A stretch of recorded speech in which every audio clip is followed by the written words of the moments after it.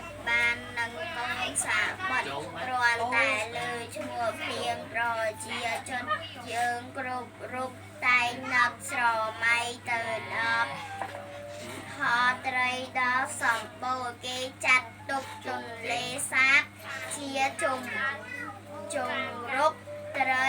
នៃកម្ពុជាជលផលបឹងទន្លេសាបជាប់ចំណាត់ថ្នាក់លេខ1នៅលើសកលលោកនៅរដូវទឹកឡើងបឹងនេះបានហូរនាំដីល្បាប់មានជីជាតិមក